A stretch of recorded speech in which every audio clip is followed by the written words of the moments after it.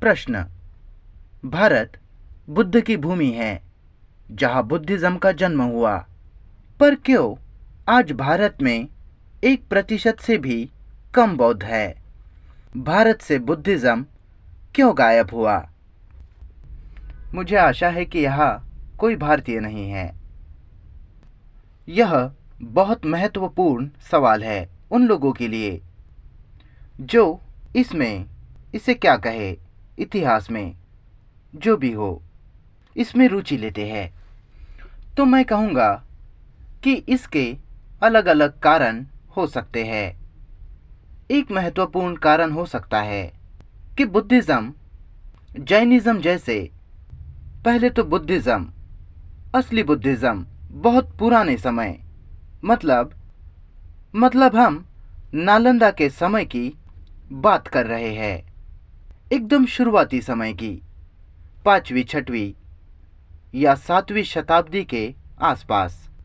तो आज का जो बुद्धिज्म है, जिसे हम बुद्धिज्म के नाम से जानते हैं, असल में बुद्धिज्म या हिंदुइज्म जैसा कोई शब्द ही नहीं है।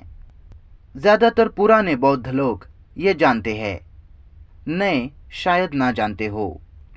हिंदुइज्म या बुद्धिज्म ऐसे शब्द वास्तव में अब्राहमिक धर्मों के द्वारा दिए गए नाम हैं। खास करके हिंदुइज्म ये शब्द, शायद पाकिस्तान के पास सिंध नदी होती थी, तो ईसाई लोगों ने, खास करके ब्रिटिश लोगों ने सोचा कि उस नदी के पार जो लोग रहते हैं, जो ईसाई नहीं हैं, जिनके विश्वास अलग है इत्यादि जो भी हो, तो उन्होंने कहा नदी के उस पार हिंदुइज्म है। इस तरह से बुद्धिज्म उस डब्बे में कैद हुआ, धर्म के डब्बे में। उसे भी धर्म के वर्ग में डाला गया, तथाकथित धर्म का डब्बा।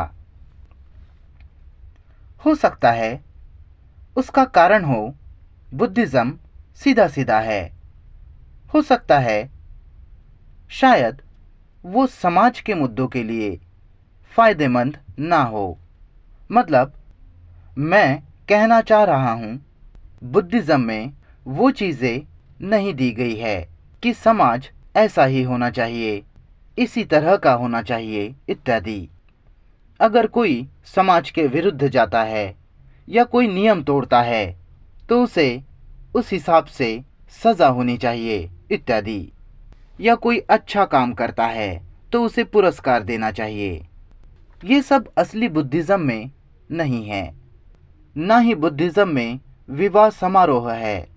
हो सकता है बुद्धिज्म में तलाक समारोह हो। आप समझ रहे हो? क्योंकि बौद्ध नश्वरता की, क्षणिकता की, अस्थायित्व की बात करते हैं, तो कैसे बौद्ध के पास विवाह समारोह होगा? ठीक है, आपकी अभी शादी हुई है, पर शायद शाम तक आपका तलाक हो, किसे पता? यही सत्य है। तो शादियों के सारे व्यापार बौद्धों के लिए खत्म हो गए। मैं आपको उदाहरण दे रहा हूँ। बुद्धिज्म कभी इस तरह की सामाजिक चीज़ों में नहीं रह सकता। वह शून्यता की, खालीपन की बात होती है।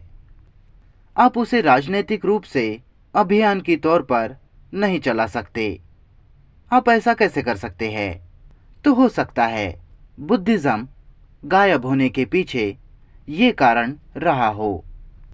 चीन में बुद्धिज्म टिका रहा, हालांकि उन्हें बहुत कठिनाइयों से गुजरना पड़ा, बहुत उतार चढ़ाव देखने पड़े, पर किसी तरह से वो इसे संभाल पाए।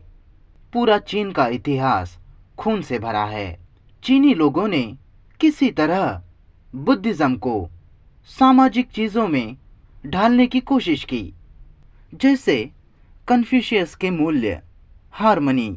मैं बस अनुमान लगा रहा हूँ। भारत से बुद्धिज्म गायब होने का और कारण हो सकता है मुगलों के आक्रमण 900, ब्रिटिश उपनिवेशीकरण। लेकिन ये बड़ा दिलचस्प है कि ब्रिटिश बौद्ध गया जैसी जगह भी खोज पाए। उन्होंने बहुत सी जगह खोजी और इसका कारण हो सकता है भारत की इतिहास में जैसी राजनीति रही। शायद इतिहास में राजनीति भारत से बुद्धिज्म गायब होने का कारण रही हो। यह सामान्य जवाब है।